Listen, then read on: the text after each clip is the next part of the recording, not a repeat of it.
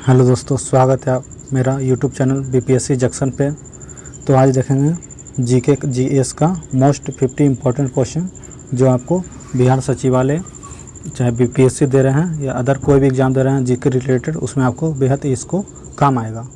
तो स्टार्ट करने से पहले जो लोग चैनल पर नए हैं वो चैनल को सब्सक्राइब कर लीजिए, वीडियो को लाइक और शेयर ज़रूर करें और बेल आइकन को दबा लें, उससे नोटिफिकेशन आपको मिलता रहेगा। तो चलिए स्टार्ट करते हैं। इसका 2-3 वीडियो अपलोड हो चुका था, ये आज सीरीज का 4th सीरीज है मोस्ट इम्पॉर्टेंट 50 क्वेश्चन का। ठीक है, तो जो लोग नहीं देखे हैं 1, 2, 3 वीडियो, वो वीडियो अपलोड हो चुका प्ले लिस्ट में हम डाल देंगे, उसमें आप लोग जाके उसको देख सकते हैं। तो चलिए स्टार्ट करते हैं आज का फर्स्ट क्वेश्चन से। तो आज का फर्स्ट क्वेश्चन है कि प्रथम जैन संगीति किसके समय में आयोजित किया गया था। तो प्रथम जैन संगीति जो था वो 310 ईसा पूर्व में किया गया था। इन्हें बोल रहा है कि किसके समय में आयोजित किया गया था। तो ये किया गया था 310 का कार्यकाल जो है उसका चंद्रगुप्त मौर्य के द्वारा ये किया गया था। तो इसका आंसर ऑप्शन बी हो जाएगा, चंद्रगुप्त मौर्य। चलिए इसका एक्सप्लेनेशन आपको बता देते हैं। तो देखिए इसका एक्सप्लेनेशन देख लेते हैं थोड़ा सा।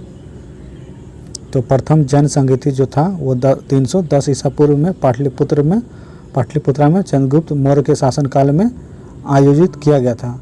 इसी जैन संगीति में जैन धर्म को जो है दिगंबर और श्वेतांबर में विभाजित किया गया था। प्रथम जैन संगीति में ही जैन धर्म को दिगंबर और श्वेतांबर में विभाजित किया गया था और जैन धर्म के 12 अंगों का संपादक इसी बौद्ध संगीति के दौरान किया गया था।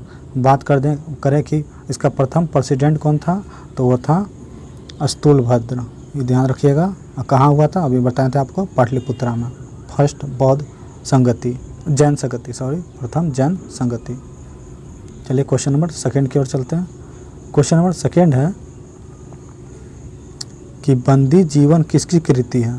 तो जो बंदी जीवन है वो किसका कृति है ये पूछ रहा है। तो ये जो कृति है वो सचिंद्रनाथ सन्याल का है। तो इसका आंसर ऑप्शन डी चला जाएगा। इसका एक्सप्लेनेशन बता देते हैं आप लोग को। खास एक्सप्लेनेशन है इसका, यही है बंदी जीवन सचिंद्रनाथ सन्याल का है, बस यही इसका कृति है। क्वेश्चन नंबर थर्ड की ओर चलते हैं। क्वेश्चन नंबर थर्ड है कि निम्नलिखित में से कौन सा युद्ध शेरशाह सूरी से संबंधित नहीं है। तो इनमें से कौन सा युद्ध है जो 4 ऑप्शन दिया उसमें से जो शेरशाह सूरी जो नहीं लड़ा था। तो देख लीजिए, चौसा का युद्ध लड़े थे कब, तो 1539 में चौसा का युद्ध लड़े थे। बात करें बिलग्राम का युद्ध, ये भी लड़े थे 1540 ईस्वी में, जिसको कन्नौज का युद्ध बोलते हैं। ठीक है, और सूरजगढ़ा का युद्ध ये भी लड़े थे। तो इसका आंसर ऑप्शन डी हो जाएगा। ठीक है, देख लेते हैं इसका एक्सप्लेनेशन थोड़ा सा। तो इसका आंसर डी हो गया था, समूरगढ़ का युद्ध। तो जो समूरगढ़ का युद्ध हुआ था 1658 में, वो शाहजहाँ के पुत्र के उत्तराधिकारी के युद्ध लड़ा गया था। बाकी तीनों युद्ध जो था वो शेरशाह के युद्ध के द्वारा लड़ा गया था। कब, तो देखिए सूरजगढ़ का युद्ध कब लड़ा गया था, तो 1536 में। किसके भी, तो शेरशाह ने बंगाल के शासक महमूद शाह को हराया था इसमें। और चौसा का युद्ध अभी बताया था आपको 1539 में, जिसमें शेरशाह ने हुमायूं को हराया था। और बिलग्राम का युद्ध जो 1540, जिसको कन्नौज का युद्ध भी बोलते हैं, वो भी शेरशाह ने हुमायूं को हराया था। ये डेट आप लोग को याद रखिएगा, एग्जाम में पूछा जाता है। क्वेश्चन नंबर 4 की ओर चलते हैं। क्वेश्चन नंबर 4 है कि निम्नलिखित में से कहाँ से प्राचीनतम अस्थायी जीवन के प्रमाण मिले हैं। तो जो प्राचीनतम अस्थायी जीवन का प्रमाण मिला है वो मेहरगढ़ से मिला है। तो इसका आंसर ऑप्शन बी हो जाएगा, मेहरगढ़। चलिए एक्सप्लेनेशन बता देते हैं आप लोग को। तो देखिए, प्राचीनतम अस्थायी जीवन एवं कृषि के प्रमाण मेहरगढ़ से प्राप्त हुआ है, जिसकी तिथि 7000 ईसा पूर्व से मानी जाती है, याद रखिएगा। सेकंड क्वेश्चन नंबर 5 की ओर चलते हैं। क्वेश्चन नंबर 5 है कि हड़प्पा सभ्यता से किस धातु की प्राप्ति नहीं हुआ है। तो पहले देख लेते हैं किसका हुआ है। सिंधु घाटी हड़प्पा सभ्यता से प्राप्त कौन सा धातु हुआ है। तो कांसा हुआ है, चांदी भी हुआ है, तांबा भी हुआ है, लेकिन अभी तक लोहा प्राप्त नहीं हुआ। तो इसका आंसर ऑप्शन ए हो जाएगा, लोहा। ठीक है, इसका एक्सप्लेनेशन बताते हैं आप लोग को। एक्सप्लेनेशन देख लेते हैं कि हड़प्पा सभ्यता एक कांस्य युगीन सभ्यता थी। यहाँ से लोहे का प्रमाण नहीं मिला है। भारत में लोहे का प्रमाण 1000 1000 ईसा पूर्व से उत्तर वैदिक काल से मिलता है, याद रखिएगा। लोहा नहीं प्राप्त हुआ हड़प्पा सभ्यता से। क्वेश्चन नंबर 6 की ओर चलते हैं। क्वेश्चन नंबर 6 है कि किस सिख गुरु की हत्या मुगल शासक के द्वारा किया गया था। तो दो गो सिख गुरु थे जिसको मुगल शासक के द्वारा मारा गया था। तो प्रथम तो मारा गया था किसको, तो वो गुरु अर्जुन देव को। ये प्रथम सिख, ये 5वां सिख गुरु थे। सिख के टोटल 10 गुरु हैं, जिसमें से 5वां गुरु अर्जुन देव को मुगल शासक के द्वारा मारा गया था। किसके द्वारा मारा गया था, तो ये गुरु अर्जुन देव को जहांगीर ने मारा था। तो याद रखिए आप लोग, पूछ देता है कभी क्वेश्चन में कि गुरु अर्जुन देव को कौन मारा था, तो वो मुगल शासक ये मारे थे जहांगीर। अब बात करें दूसरा कौन था सिख गुरु जिसको मुगल शासक ने मारा था, वो थे गुरु तेग बहादुर। वो सिख के 9वें गुरु थे तेग बहादुर, जो उसको कौन मारा था, तो उसको औरंगजेब ने मारा था। वो भी पॉइंट आप लोग याद रखिएगा। इसका एक्सप्लेनेशन में देख लेते हैं, थोड़ा सा दिया ही होगा। तो देखिए, 10 सिख गुरुओं में 2 सिख गुरुओं की मृत्यु की सज़ा मुगल शासकों द्वारा दिया गया था। प्रथम जो था गुरु अर्जुन देव, जो सिख के 5वें गुरु थे, किसके द्वारा मारा गया था, तो वो जहांगीर के द्वारा। और गुरु तेग बहादुर जो सिख के 9वें गुरु थे, उसको औरंगजेब के द्वारा मारा गया था। ये भी आप लोग याद रखिएगा, क्वेश्चन पूछा जाता है इससे भी रिलेटेड। क्वेश्चन नंबर 7 देख लेते हैं। क्वेश्चन नंबर 7 है कि किस मुगल बादशाह ने शाहरुख नाम का सिक्का चलाया था, नामक का सिक्का चलाया था, तो वो बाबर ने चलाया था। तो इसका आंसर ऑप्शन ये हो जाएगा बाबर। इसका एक्सप्लेनेशन बता देते हैं आप लोग को। चलिए एक्सप्लेनेशन देख लेते हैं कि मुगल सम्राट बाबर ने काबुल में शाहरुख नामक चांदी का सिक्का तथा कंधार में बाबरी मतलब चांदी का सिक्का चलाया था। शाहरुख जो था अपने पूर्वज और बाबरी स्वयं नाम से था, ये याद रखिएगा, ये था सिक्का। क्वेश्चन नंबर 8 देख लेते हैं। क्वेश्चन नंबर 8 है कि विभिन्न युद्धों को कालक्रम के अनुसार व्यवस्थित करें, मतलब जो पहले हुआ उसको अनुसार सजाना है। तो देखिए, फर्स्ट में बोल रहा है सामूगढ़ का युद्ध, सेकेंड बोल रहा है क्या खानवा का युद्ध, थर्ड बोल रहा है चौसा का युद्ध, और फोर्थ बोल रहा है घाघरा का युद्ध। तो याद रखिएगा, खानवा का युद्ध जो हुआ था वो हुआ था 1527 में, ठीक है, 1527 में।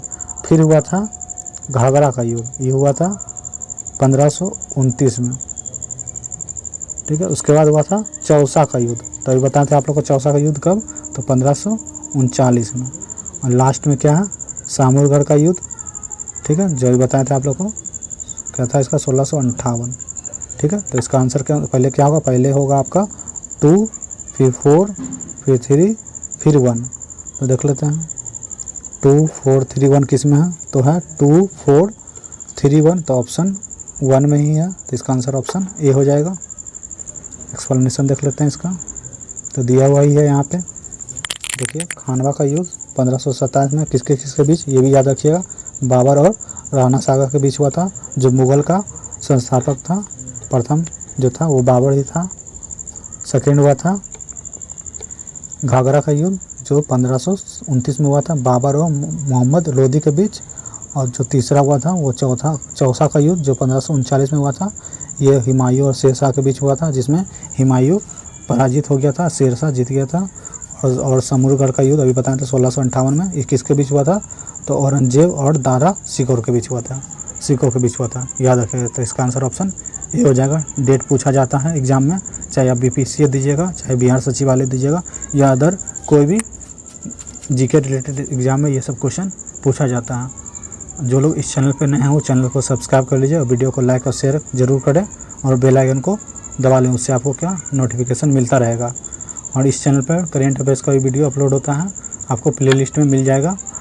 और करेंट वाइज का स्टेट वाइज भी विकिपीडिया का वीडियो अपलोड हुआ है, तो जो लोग उसको देखना चाहते हैं वो प्ले लिस्ट में मिल जाएगा आपको, वहाँ से जाके आप लोग देख सकते हैं। चलिए क्वेश्चन नंबर 9 देख लेते हैं। क्वेश्चन नंबर 9 है कि किस सूफी संत को महमूद ए इलाही के नाम से जाना जाता है। तो किस सूफी संत को महमूद ए इलाही के नाम से जाना जाता है, तो इसको जाना जाता है शेख निजामुद्दीन औलिया को जाना जाता है। तो इसका आंसर ऑप्शन सी हो जाएगा। कुछ इसका एक्सप्लेनेशन बता देते हैं आप लोग को। तो देखिए, चिश्ती सिलसिले के प्रमुख संत शेख नियाजुद्दीन औलिया महमूद ए इलाही के नाम से प्रसिद्ध था। ठीक है, इसका शासनकाल याद रखिएगा 1236 से 1325 याद रखिएगा। क्वेश्चन नंबर 10 देख लेते हैं। क्वेश्चन नंबर 10 है कि भारतीय अकाल संहिता जो 1883 का निर्माण किस आयोग द्वारा किया गया था। जो भारतीय अकाल संहिता जो 1883 में आया था, इसका निर्माण किस आयोग के द्वारा किया गया था, ये क्वेश्चन है। तो ऑप्शन में दे रहा है स्ट्रेची आयोग, सेकेंड ऑप्शन हंटर आयोग, थर्ड ऑप्शन ली आयोग या फोर्थ ऑप्शन स्मिथ आयोग समिति। तो ये जो भारतीय अकाल संहिता जो का निर्माण किस आयोग के द्वारा किया गया था, तो ये किया गया था स्ट्रेची आयोग के द्वारा जो 1883 में किया गया था। तो इसका आंसर ऑप्शन ये हो जाएगा स्ट्रेची आयोग। एक्सप्लेनेशन देख लेते हैं। देखिए 1878 में स्ट्रेची आयोग बनाया गया था, जिसकी अनुशंसा पर 1883 में अकाल संहिता बनाया गया था। इस संहिता में खाद्य भाव का पता लगाने के लिए प्रतिक्रिया निर्धारित किया गया था। 11 देखते हैं। Question number 11। क्वेश्चन नंबर 11 है कि Akhil Bharatiya trade union Congress AITUC के पहले अधिवेशन की अध्यक्षता किसने किया था। तो अध्यक्षता का बात बोल रहा है, जो भारतीय अखिल ट्रेड यूनियन कांग्रेस के पहले अध्यक्ष कौन बने थे, कौन इसका अध्यक्षता कर रहे थे, तो वो कर रहे थे लाला लाजपत राय। ठीक है, इसका आंसर ऑप्शन सी हो जाएगा लाला लाजपत राय। चलिए इसका एक्सप्लेनेशन देखते हैं। इसका एक्सप्लेनेशन है कि 1920 में अखिल भारतीय ट्रेड यूनियन कांग्रेस की स्थापना MN जोशी ने किया था। अखिल भारतीय ट्रेड यूनियन कांग्रेस के पहले अधिवेशन की अध्यक्षता लाला लाजपत राय ने किया था। ठीक है, याद रखिएगा। चलिए क्वेश्चन नंबर नेक्स्ट देखते हैं। क्वेश्चन नंबर 12 है कि वामपंथी विचार पर आधारित फॉरवर्ड ब्लॉक की स्थापना कब हुआ था। तो जो फॉरवर्ड ब्लॉक का स्थापना सुभाष चंद्र बोस ने किए थे, ये कब किया गया था, तो ये 1939 में किया गया था। तो इसका आंसर ऑप्शन सी हो जाएगा 1939। इसका एक्सप्लेनेशन देख लेते हैं।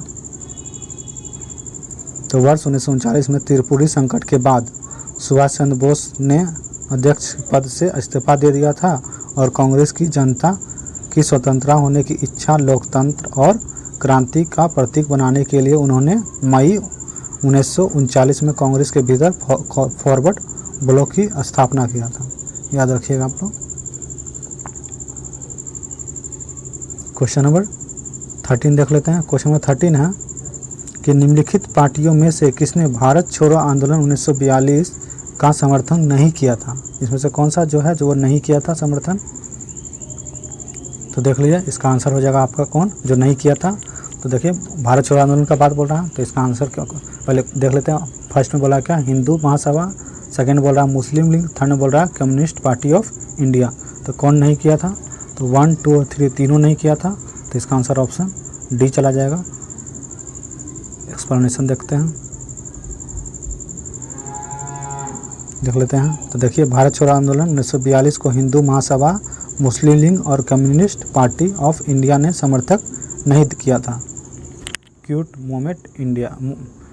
इंडिया मूवमेंट को समर्थन नहीं किया था। याद रखिएगा। क्वेश्चन 14 देख लेते हैं। क्वेश्चन नंबर 14 है कि बटलर कमेटी जो 1927 का उद्देश्य क्या था। तो इसका उद्देश्य जो था वो ब्रिटिश सत्ता एवं देशी राज्यों के मध्य संबंध को सुधारना था। तो इसका आंसर ऑप्शन ए ही चला जाएगा। इसमें देख लेते हैं इसका एक्सप्लेनेशन। देखिए बटलर कमेटी 1927 में किया गया था गठन। इसका मुख्य उद्देश्य ब्रिटिश सत्ता और भारतीय रियासतों के मध्य संबंध सुधारना था। याद रखिएगा। चलिए क्वेश्चन नंबर 15 देख लेते हैं। क्वेश्चन नंबर 15 है कि भगत सिंह एवं बटुकेश्वर दत्त ने केंद्रीय विधानसभा में किसके विरोध में बम फेंका था। कौन कौन, भगत सिंह और बटुकेश्वर दत्त ने केंद्रीय विधानसभा में किसके विरोध में, तो ये पब्लिक सेफ्टी के विरोध में और ट्रेड डिस्ट्रीब्यूट बिल के विरोध में बम फेंका था। तो इसका आंसर ऑप्शन डी चला जाएगा। बी और सी दोनों होगा। एक्सप्लेनेशन देख लीजिए। तो यही है आपका एक्सप्लेनेशन। भगत सिंह और बटुकेश्वर दत्त ने 8 अप्रैल 1929 को पब्लिक सेफ्टी बिल और ट्रेड डिस्प्यूट बिल के विरोध में केंद्रीय विधानसभा में बम फेंका था। ठीक है, ये तीनों ही पॉइंट भी आप लोग याद रखिएगा। चलिए क्वेश्चन नंबर 16 देख लेते हैं। क्वेश्चन नंबर 16 है कि भारत के कितने राज्य पाकिस्तान के साथ सीमा साझा करता है। तो भारत के ऐसे कितने राज्य हैं जो पाकिस्तान के साथ सीमा साझा करता है। तो 3 राज्य हैं जो पाकिस्तान के साथ सीमा साझा करता है। बात करें कौन कौन सा जो राज्य है जो पाकिस्तान के साथ सीमा साझा करता है, तो इधर वाला जो पश्चिमी साइड का जो राज्य है जिसमें गुजरात है, सेकंड राजस्थान है और थर्ड पंजाब है। ये तीनों जो हैं गुजरात, राजस्थान और पंजाब, वो तीनों जो है पाकिस्तान के साथ सीमा साझा करता है। और बात करें केंद्र शासित प्रदेश में कौन कौन सा है, तो मात्र 2 है। कौन कौन? लद्दाख और जम्मू कश्मीर। तो इसमें सिर्फ राज्य का बात बोला, तो इसका आंसर ऑप्शन ए हो जाएगा 3। देख लेते हैं इसका एक्सप्लेनेशन। तो देखिए इसका एक्सप्लेनेशन, 3 राज्य हैं। कौन कौन सा? पाकिस्तान के साथ सीमा साझा करने वाला भारतीय राज्यों कौन कौन सा है, तो गुजरात है, राजस्थान है और पंजाब है। बात करें कि केंद्र शासित प्रदेश में, तो वह है जम्मू कश्मीर और लद्दाख। ये बात याद रखिएगा, एग्जाम में पूछा जाता है। क्वेश्चन नंबर 17 देख लेते हैं। क्वेश्चन नंबर 17 है कि वायुमंडल में उपस्थित निम्न गैसों का उनकी प्रतिशत के अनुसार अवरोही क्रम में सजाना। तो अवरोही क्रम में सजाना, तो सबसे पहले सबसे ज़्यादा तो नाइट्रोजन होता है, तो नाइट्रोजन तो ऑप्शन में है नहीं, ठीक है। तो पहले इसका और भी कम में जाएंगे तो आर्गन होगा, फिर कार्बन डाइऑक्साइड होगा, फिर नियोन होगा, फिर हीलियम होगा, ठीक है, याद रखिएगा। तो ऑप्शन ए इसका आंसर हो जाएगा। तो कितना कितना परसेंट हो जाता है वो भी देख लेते हैं थोड़ा सा। तो देखिए नाइट्रोजन का 78% होता है, फिर ऑक्सीजन आता है 20%, फिर आर्गन आता है जो ऑप्शन में दिया है। नाइट्रोजन और ऑक्सीजन नहीं था, उसके हिसाब से हम लोग ऑप्शन से चूज किए हैं। तो ऑर्गन हो जाएगा, फिर कार्बन हो जाएगा, फिर नियोन होगा, फिर हीलियम होगा। उसका परसेंटेज दिया हुआ है, याद रखिएगा। चलिए क्वेश्चन 18 देख लेते हैं। क्वेश्चन नंबर 18 है कि भारत में निम्नलिखित में से क्रम की चट्टान भवन निर्माण हेतु उपयुक्त चूना पत्थर, बलुआ पत्थर और सजावटी पत्थरों आदि के लिए प्रसिद्ध है। तो कौन सा प्रसिद्ध है, ये क्वेश्चन है। तो ये है आपका विंध्याचल समूह की चट्टान है, याद रखिएगा इसको। इन चट्टानों का विस्तार कहाँ है, तो राजस्थान, मध्य प्रदेश, छत्तीसगढ़ एवं उत्तर प्रदेश में विस्तृत है, याद रखिएगा। क्वेश्चन 19 की ओर चलते हैं। क्वेश्चन 19 है कि पवनों की दिशा एवं वेग के संबंध में निम्नलिखित में से कौन सा कथन असत्य है। तो असत्य वाला बताना है, कौन सा गलत है वो बताना है। तो गलत वाला बता देते हैं आप लोग को। तो इसमें से ऑप्शन सी हो जाएगा इसका गलत, कि कोरियोलिस बल पवनों की दिशा को प्रभावित नहीं करता, जो कि करता है। तो यहाँ देखिए लिखा हुआ है कि प्रभावित करता है। बाकी 1, 2 और डी सही है, बाकी इसमें गलत वाला पूछ रहा था, तो इसका आंसर ऑप्शन सी हो जाएगा। क्वेश्चन नंबर 20 की ओर चलते हैं। क्वेश्चन नंबर 20 है कि चित्रकूट जलप्रपात को भारत का नियाग्रा जलप्रपात की संज्ञा दी जाती है। ये किस नदी पर है वो पूछ रहा है। तो जो ये चित्रकूट जलप्रपात जो है, जिसको नियाग्रा जलप्रपात की संज्ञा दिया गया है, ये इंद्रावती नदी पर है। तो इसका आंसर ऑप्शन सी हो जाएगा। इसका एक्सप्लेनेशन बता देते हैं आप लोग को। देखिए चित्रकूट जलप्रपात इंद्रावती नदी पर स्थित है। यह छत्तीसगढ़ के बस्तर जिले में स्थित है, याद रखिएगा। इंद्रावती पूछ दे किसकी सहायक नदी है, तो वो है गोदावरी की सहायक नदी, ये भी याद रखिएगा, एग्जाम में पूछा जाता है। क्वेश्चन 21 की ओर चलते हैं। क्वेश्चन नंबर 21 है कि निम्नलिखित में से कौन सा कथन असत्य है, मतलब गलत वाला बताना है। तो गलत वाला इसका आपको मिल जाएगा, ये आपको मार्ले नेशनल पार्क जो है वो गलत है। तो इसका आंसर ऑप्शन सी हो जाएगा। देख लेते हैं, मार्ले नेशनल पार्क आसाम में नहीं है, ये मिजोरम में है, ठीक है, याद रखिएगा। बाकी ऑप्शन 1, 2 और डी सही है, सी वाला गलत था। चलिए क्वेश्चन नंबर 22 की ओर चलते हैं। क्वेश्चन नंबर 22 है कि ऊष्मागतिकीय रूप में कार्बन का सर्वाधिक अस्थायी रूप कौन सा है। तो कार्बन का अस्थायी रूप बोला कौन सा है ऊष्मागतिकीय के रूप में, तो वो आपको हो जाएगा ग्रेफाइट। इसका आंसर ऑप्शन बी चला जाएगा, ग्रेफाइट। चलिए एक्सप्लेनेशन है, तो एक बार देख लीजिएगा आप लोग इसको, कि कार्बन के क्रिस्टलीय और अक्रिस्टलीय दोनों की अपरूप होते हैं। हीरा एवं ग्रेफाइट कार्बन के क्रिस्टलीय जबकि फ्लोरेंस अक्रिय अपरूप है। ग्रेफाइट विद्युत एवं ऊष्मा का सुचालक होता है। उसमें गति के रूप में कार्बन का सर्वाधिक स्थायी रूप ग्रेफाइट होता है, जो कि आंसर में है ग्रेफाइट। बात कर लेते हैं 23 का। तो 23 देख लेते हैं कि वाष्पन की क्रिया निम्नलिखित में से किस पर निर्भर नहीं करता है। तो जो वाष्पन की क्रिया है जो किस पर निर्भर नहीं करता ये क्वेश्चन है। तो ये आयतन पर निर्भर नहीं करता है कि कितना आयतन रहेगा, इस पर कोई निर्भर नहीं करता। बाकी क्वथनांक का कम होना इस पर निर्भर करता है। द्रव्यमान का ताप कैसा है इस पर निर्भर करता है। और द्रव के खुले पृष्ठ का क्षेत्रफल इस पर भी निर्भर करता है, लेकिन आयतन पर निर्भर नहीं करता है। तो इसका आंसर ऑप्शन सी चला जाएगा। ये एक्सप्लेनेशन है, आप लोग इसको थोड़ा देख लीजिएगा, ठीक है। चलिए क्वेश्चन नंबर 24 की ओर चलते हैं। क्वेश्चन नंबर 24 है कि जब प्रकाश की किरण किसी कोलाइड या निलंबन से गुजरता है तो टिंडल प्रभाव को प्रभावित करता है। तो इनमें से प्रकाश की कौन सी परिघटना होती है। जब टिंडल प्रभाव होता है तो कौन सी परिघटना होता है, ये क्वेश्चन है। तो जो ये होता है वो प्रकाश का प्रकीर्णन के कारण होता है। तो इसका आंसर ऑप्शन सी चला जाएगा, प्रकाश का प्रकीर्णन। बात कर लेते हैं प्रकाश का प्रकीर्णन के बारे में, तो देख लेते हैं। तो देखिए, जब प्रकाश की किरण किसी कोलाइडी निलंबन से होकर गुजरता है तो परिक्षेपित प्रवस्था के कणों द्वारा प्रकाश का परिकर्णन होता है। इसे टिंडल प्रभाव कहते हैं, ठीक है। बात कर लेते हैं टिंडल प्रभाव किसको कहते हैं। तो देख लिए, उसको उदाहरण पूछ देता है कभी कभी। तो देखिए, कमरे के छोटे छिद्र से प्रकाश किरण आने पर प्रभाव जो पड़ता है उसको टिंडल प्रभाव देखा जा सकता है। घने जंगल के आच्छादन से सूर्य किरणों से गुजरने पर टिंडल प्रभाव देखा जा सकता है। दोनों हो सकते हैं इसमें। क्वेश्चन 25 की ओर चलते हैं। क्वेश्चन नंबर 25 है कि जब किसी वस्तु को पृथ्वी से चांद पर ले जाते हैं तो क्या होता है। तो ऑप्शन ए बोल रहा है द्रव्यमान व भार व द्रव्यमान दोनों समान रहता है। नहीं, ये गलत हो जाएगा। दाब बदल जाता है परंतु द्रव्यमान समान रहता है। हाँ, ये हो सकता है। दाब तो बदल जाए, भार तो बदल जाएगा, लेकिन द्रव्यमान तो सेम का सेम ही रहेगा। थर्ड बोल रहा है कि भार और द्रव्यमान दोनों बदल जाएगा। नहीं, गलत हो जाएगा। और डी बोल रहा है द्रव्यमान बदल जाएगा परंतु भार अपरिवर्तित रहेगा। नहीं, ये भी गलत है। तो आंसर आपका कौन सा होगा, ऑप्शन बी हो जाएगा। भार बदल जाएगा लेकिन द्रव्यमान समान वही रहेगा। चलिए, एक्सप्लेनेशन है, इसको आप लोग देख लीजिए कि भार बराबर होता है क्या, द्रव्यमान गुना गुरुत्वीय त्वरण, जिसको स्मॉल जी से व्यक्त करते हैं। जब किसी वस्तु को चांद पर ले जाए तो वह गुरुत्वाकर्षण का मान पृथ्वी से भिन्न होता है, इसलिए वहाँ वस्तु का पृथ्वी पर वस्तु के भार से 1/6 हो जाता है, परंतु द्रव्यमान नियत रहता है, कांस्टेंट रहता है उसका द्रव्यमान उसका। चलिए क्वेश्चन 26 की ओर चलते हैं। क्वेश्चन नंबर 26 है, क्वेश्चन नंबर 26 देख लेते हैं कि सौर ऊर्जा का रूपांतरण रासायनिक रूप में निम्नलिखित में से किस क्रिया में होता है। तो सौर ऊर्जा का रूपांतरण रासायनिक ऊर्जा के रूप में निम्नलिखित में से किस प्रक्रिया में होता है।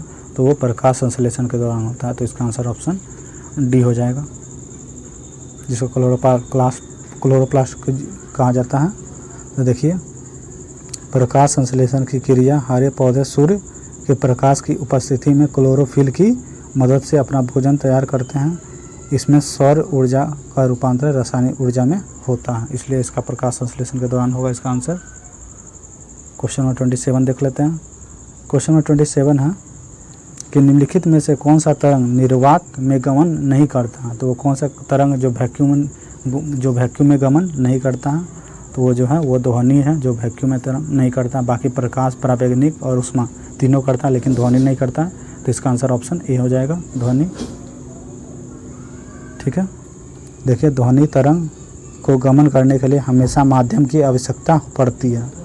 ठोस में ध्वनि का चाल सबसे अधिक होता है, जबकि निर्वात में ध्वनि के चाल शून्य होता है। याद रखिए, ठोस में सबसे ज़्यादा होता है और निर्वात में वैक्यूम में शून्य होता है, मतलब ना के बराबर नहीं होता है। ठीक है, गमन नहीं करता। इसका आंसर ऑप्शन ए हो जाएगा, ध्वनि। चलिए क्वेश्चन नंबर 28 की ओर चलते हैं। क्वेश्चन नंबर 28 है कि मानव शरीर के निम्नलिखित भागों में से किसमें निषेचन फर्टिलाइजेशन की क्रिया होती है।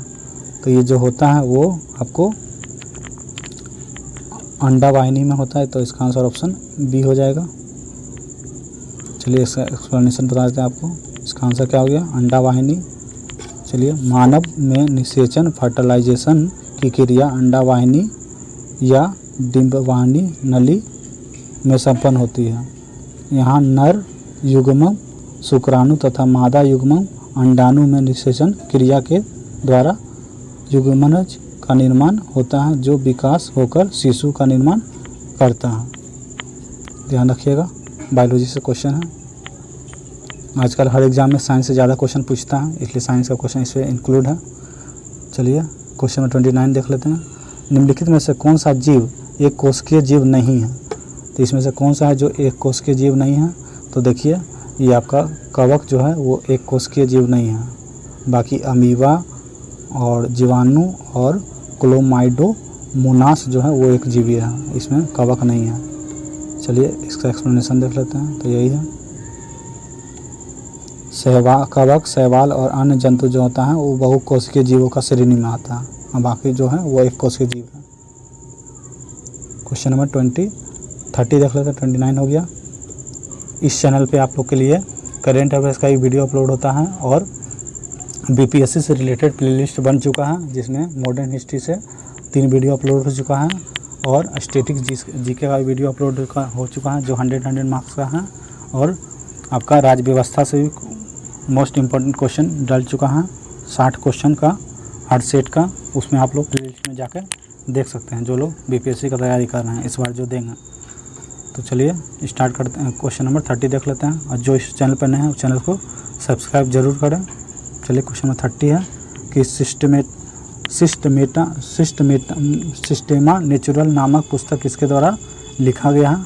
तो ये जो लिखा गया है सिस्टेमा नेचुरल, ये लिखा गया है कार्ल लिनियस के द्वारा। तो इसका आंसर ऑप्शन बी हो जाएगा, कार्ल लिनियस। तो यही है कार्ल लिनियस, जिसके द्वारा ये लिखा गया, इसका ये बुक था सिस्टेमा नेचुरी। क्वेश्चन नंबर 31 देख लेते हैं। क्वेश्चन नंबर 31 है कि भोजन का सर्वाधिक अवशोषण कहाँ होता है? तो जो भोजन का सर्वाधिक अवशोषण होता है वो छोटी आंत में होता है, जिसको एलियम कहते हैं। तो इसका आंसर ऑप्शन ए हो जाएगा। देखिए यहाँ दिया हुआ, छोटी आंत को क्षुद्र आंत भी कहा जाता है, और जिसकी लंबाई 7.5 मीटर होता है। इलियम इसका एक भाग होता है, याद रखिएगा। चलिए क्वेश्चन नंबर 32 की ओर चलते हैं। क्वेश्चन नंबर 32 है कि निम्नलिखित में से कौन सा जल जनित रोग नहीं है? तो इसमें से कौन कौन सा है पहले देख लेते हैं। तो देखिए, ये आपको हैजा है जो जल जनित होता है, टाइफाइड भी है, और ये आपका ये क्या बोलते हैं आपको, इसमें से हेपेटाइटिस भी है, चेचक, ये आपका हैजा हो गया, और हेपेटाइटिस हो गया, और टाइफाइड हो गया, जो जल जनित रोग है। जो कि चेचक है वो जल जनित रोग नहीं है, याद रखिएगा। क्वेश्चन नंबर 33 की ओर चलते हैं। क्वेश्चन नंबर 33 है कि निम्नलिखित में से कौन सा शब्द भारतीय संविधान का मूल प्रस्तावना में शामिल नहीं था? जब संविधान बना था उसमें कौन सा शामिल नहीं था, इसमें से वो बताना। तो देखिए, पहले शामिल कौन था मूल संविधान में? तो संप्रभुत्व था, समानता था और एकता था, लेकिन समाजवादी नहीं था। समाजवादी कब जोड़ा गया? तो 42वां संविधान संशोधन 1976 को जोड़ा गया, जिसमें संप्रभुत्व और ये समाजवादी और धर्मनिरपेक्ष इसको सबको जोड़ा गया था। देख लेते हैं इसका एक्सप्लेनेशन को। तो देखिए, 42वें संविधान संशोधन 1976 द्वारा भारतीय संविधान का प्रस्तावना में 3 शब्द जोड़े गए थे। कौन कौन? समाजवादी, पथनिरपेक्ष और अखंडता जोड़े गए। ये शब्द भारतीय संविधान के मूल प्रस्तावना में शामिल नहीं थे, जिसको बाद में जोड़ दिया गया कि अब तो 42वें संविधान संशोधन 1976 याद रखिएगा। क्वेश्चन इंपॉर्टेंट है। क्वेश्चन नंबर 34 देखते हैं। क्वेश्चन नंबर 34 है, लगातार कितने वर्ष तक भारत से बाहर रहने पर भारत सरकार किसी व्यक्ति को भारतीय नागरिकता से वंचित कर सकता है? मतलब कितने साल तक बाहर रहेंगे देश से, भारत से बाहर, तो भारत की नागरिकता समाप्त हो जाएगी? तो 7 साल हो जाएगा। इसका आंसर ऑप्शन बी होगा। ठीक है, देख लेते हैं इसका एक्सप्लेनेशन। यदि कोई भारतीय नागरिक लगातार 7 वर्ष तक भारत से बाहर रहता है तो भारत सरकार उसे भारतीय नागरिकता से वंचित कर सकती है। देख लेते हैं क्वेश्चन नंबर। और बात करें कि भारत जो विदेश लोग हैं वो भारत में कितना साल रहेंगे जो उसको भारत की मान्यता प्राप्त हो जाएगा, तो 10 साल भारत में रहेंगे तो उसको भारत की मान्यता प्राप्त हो जाएगा। चलिए क्वेश्चन नंबर 35 देख लेते हैं कि मूल अधिकार के विषय में निम्नलिखित में से कौन सा सही नहीं है। नहीं वाला बताना है तो इसका आंसर ऑप्शन बी सी हो जाएगा। गलत वाला बताना था कौन सा सही नहीं है, तो ये अस्थाई, ये अस्थाई है, ये सही नहीं है, बाकी सब सही है, ए बी और डी। यहाँ दिया हुआ है कि मूल अधिकारों में कुछ भारतीय नागरिकों के साथ साथ विदेशों को भी प्राप्त है। उदाहरण के लिए विधि के समक्ष समानता या विधि का समानता संरक्षण, यह अनुच्छेद 14 में दिया गया है। एक बात करें कि अपराधों के लिए दोष सिद्ध के आरक्षण, वो 20 में दिया गया है। और जीवन के अधिकार अनुच्छेद 21 में, और शोषण के विरुद्ध अधिकार जो 23-24 में दिया गया है अनुच्छेद। धर्म की स्वतंत्रता वो अनुच्छेद 25 से 28 में दिया गया है। और मूल अधिकार असमीत नहीं है, राज्य उन पर युक्तियुक्त प्रतिबंध लगा सकता है। तो इसका कौन सा सही नहीं है, तो ये अस्थाई है, ये गलत है। क्वेश्चन 36 की ओर चलते हैं। Question number 36। क्वेश्चन नंबर 36 है कि भारतीय संविधान के किस अनुच्छेद के अनुसार विधानसभा का गठन किया गया है। तो विधानसभा का गठन जो किया गया है वो अनुच्छेद 170 के अनुसार किया गया विधानसभा का गठन। बात कर लेते हैं विधान परिषद, तो इसको भी देख लेते हैं थोड़ा सा। तो 170 इसका आंसर हो गया है। विधानसभा का संरचना का है। बात कर लेते हैं 356 अनुच्छेद के तहत जो ऑप्शन में दिया हुआ, तो भारत के राष्ट्रपति को राज्यों में राष्ट्रपति शासन लगाने का अधिकार है। बात कर लेते हैं 168 की, तो राज्य के विधानमंडल का गठन किया गया है। और बात कर लेते हैं अनुच्छेद 171 की, तो विधान परिषद की संरचना का है। तो तीनों आप लोगों को बता दिए हैं।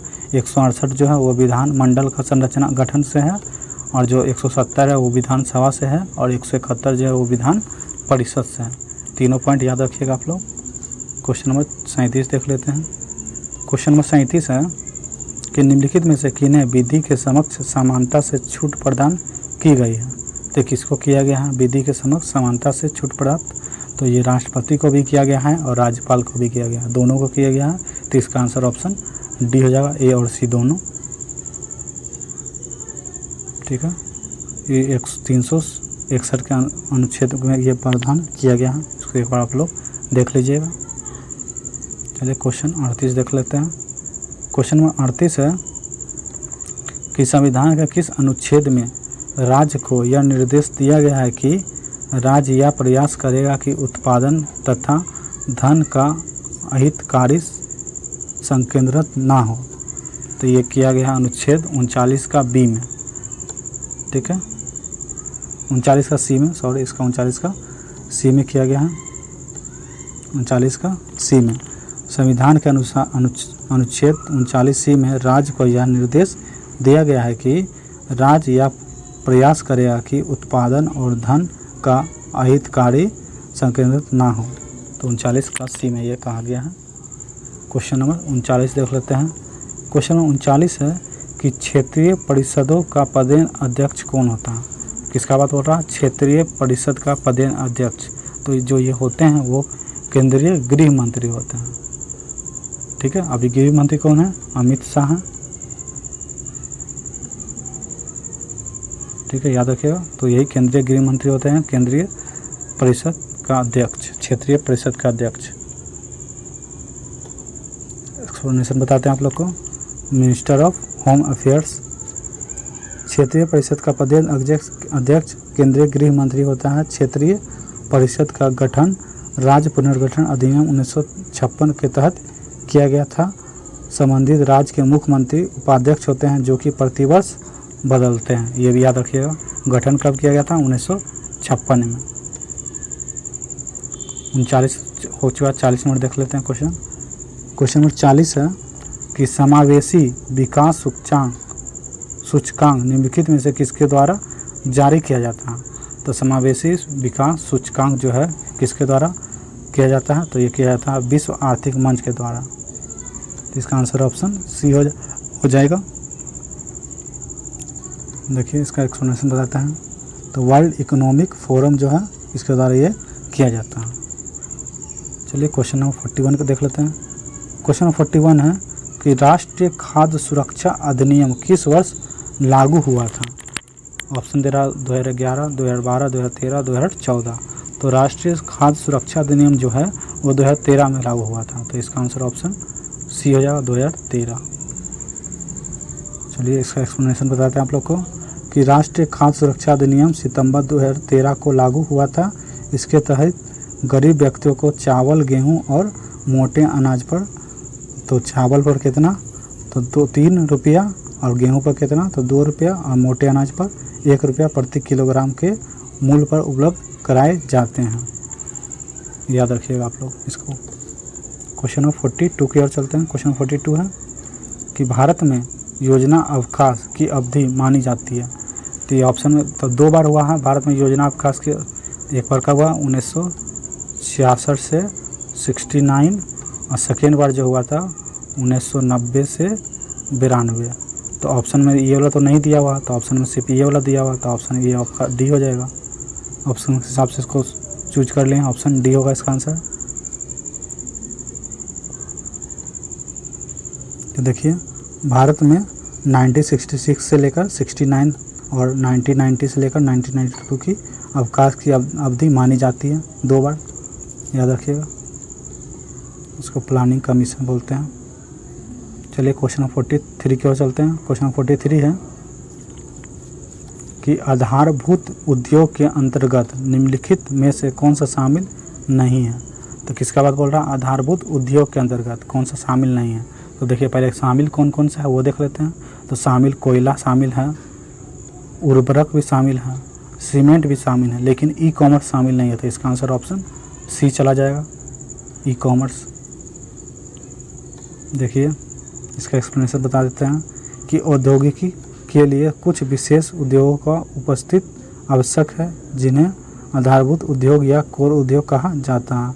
वर्तमान में 8 उद्योग के इसके अंतर्गत आते हैं। कौन कौन सा, पहला है विद्युत, सेकेंड है इस्पात, थर्ड है कोयला, फोर्थ है तेल संशोधन उत्पादन, 5 है कच्चा तेल, छठा प्राकृतिक गैस, 7वां है सीमेंट, और 8वां है उर्वरक। ई कॉमर्स नहीं है इसमें, याद रखिएगा। क्वेश्चन नंबर 44 देख लेते हैं। क्वेश्चन नंबर 44 है कि आर्थिक समीक्षा वित्त मंत्रालय के किस विभाग के द्वारा जारी किया जाता है। किसके बारे में पूछ रहा है, आर्थिक समीक्षा वित्त मंत्रालय के किस विभाग के द्वारा जारी किया जाता है, ये क्वेश्चन है। तो ये किया जाता है आर्थिक कार्य विभाग के द्वारा। तो इसका आंसर ऑप्शन सी हो जाएगा, आर्थिक कार्य विभाग। एक्सप्लेनेशन बताते हैं आप लोग को। तो यही है इकोनॉमिक सर्वे, तो आर्थिक समीक्षा वित्त आयोग के आर्थिक कार्य विभाग के द्वारा जारी किया जाता है, याद रखिएगा। क्वेश्चन नंबर 45 की ओर चलते हैं। क्वेश्चन नंबर 45 है कि किस क्रिया में गैस सीधे ठोस वस्तु में परिवर्तन हो जाता है। तो क्रिया का नाम बताना है कि किस क्रिया में गैस सीधे ठोस में परिवर्तन हो जाता है। तो ये हो जाता है डिपोजिशन में।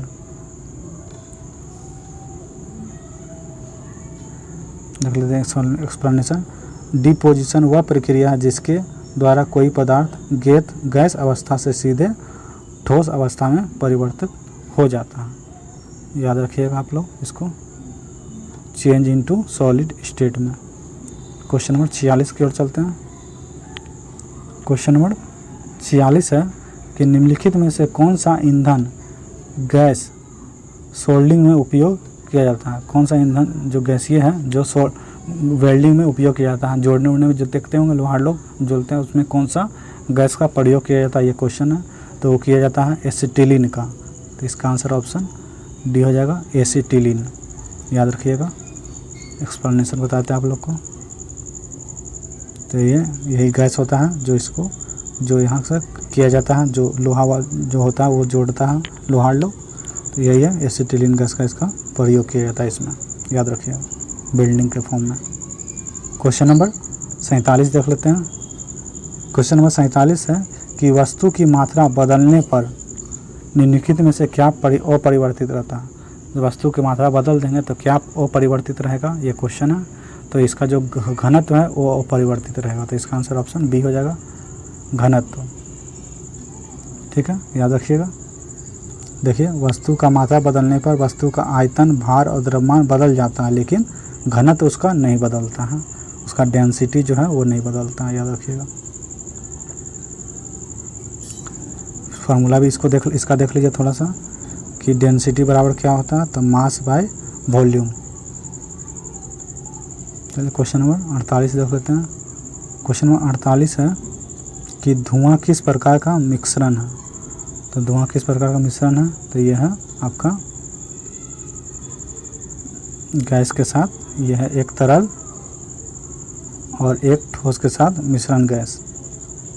धुआं एक कोलाइडी है जो हवा में उपस्थित ठोस, द्रव और गैस के कणों का मिश्रण है, यही याद रखिएगा। क्वेश्चन नंबर 49 देख लेते हैं।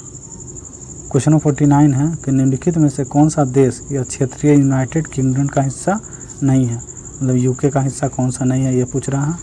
तो देखिए है कौन कौन सा, उत्तरी आयरलैंड है और स्कॉटलैंड भी है, वेल्स भी है, लेकिन आयरलैंड गणराज्य नहीं है, तो इसका आंसर ऑप्शन डी हो जाएगा, याद रखिएगा। इसका एक्सप्लेनेशन है, देख लीजिए आप लोग। चलिए क्वेश्चन नंबर, आज का लास्ट क्वेश्चन है 50 नंबर, आज का लास्ट है 50। हमारे सौर मंडल का दूसरा सबसे छोटा ग्रह कौन सा है। तो दूसरा सबसे छोटा ग्रह तो ये बुध हो गया, उसके बाद दूसरा है जो वो है मंगल है, तो इसका आंसर ऑप्शन डी हो जाएगा, मंगल। हमारे सौर मंडल में 8 ग्रह हैं, जिसमें सबसे छोटा ग्रह अभी बताए थे बुध है, दूसरे नंबर पर कौन सा है, तो वो मंगल है। तो ये था आज का मोस्ट इम्पोर्टेंट 50 क्वेश्चन जो आपको बिहार सचिवालय में और बीपीएससी में या हर एग्जाम में ये जीके रिलेटेड एग्जाम में आपको मिल जाएगा ऐसा क्वेश्चन।